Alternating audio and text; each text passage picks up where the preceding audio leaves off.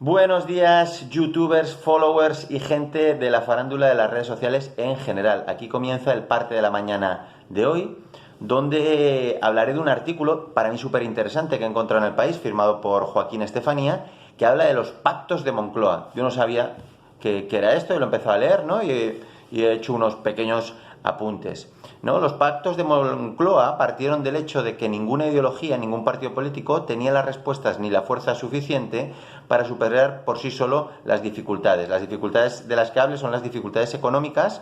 En el año 77, ¿vale? En junio del 77, la Unión de Centro Democrático, la UCD, liderada por Adolfo Suárez, gana las primeras elecciones tras la dictadura, ¿no? Todas las fuerzas políticas coincidían en que el problema político más urgente en ese momento era la situación económica. España estaba en suspensión de pagos, el paro no hacía más que aumentar y la inflación en los meses centrales de ese año era cercana al 30%.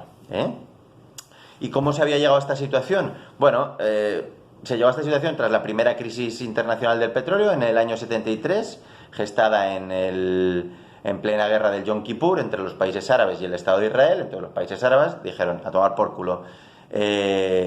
Ordenó el embargo parcial de la OPEP, ordenó el embargo parcial de los suministros de crudo y como consecuencia se produjo una alza generalizada de los precios que incluso se llegaron a multiplicar por 4, ¿vale?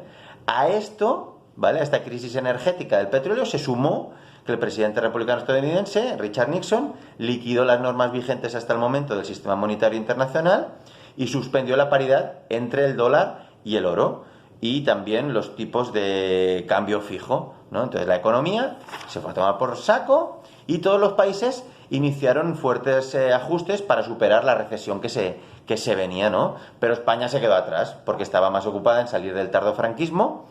No tenía un poder político fuerte ni la legitimidad para pedir sacrificio de los ciudadanos y no tenía la autoridad suficiente como para administrarlos, ¿no? En este periodo posfranquista, ¿vale? Bueno, pues como siempre España llegó tarde y mal, ¿no? Entonces el gobierno, liderado por Adolfo Suárez, a cambio de aceptar unas medidas de saneamiento, la oposición de saneamiento económico, la oposición le exigió un paquete de reformas económicas. Bueno, y el 25 de octubre se firmaron los pactos de Moncloa por parte de Adolfo Suárez, Felipe González, Joan Raventós, Josep María Triginer, Manuel Fraga Iribarne, Enrique Tierno Galván, Juana Juria Guerra, Miquel Roca, Leopoldo Calvo Sotelo y Santiago Carrillo. ¿Vale?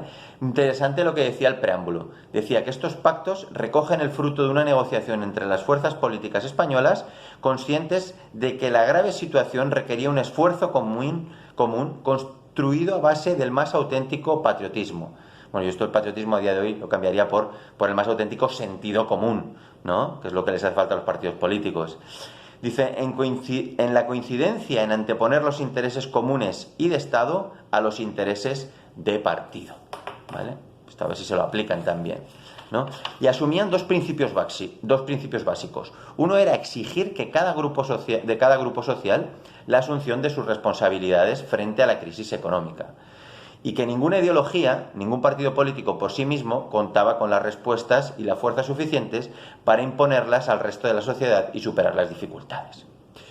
Bueno, pues sepáis que los pactos de Moncloa duraron poco, apenas un año, pero fueron eficaces en la corrección de los principales desequilibrios de la economía española. ¿Es esto lo que podemos pedir de los partidos políticos a día de hoy?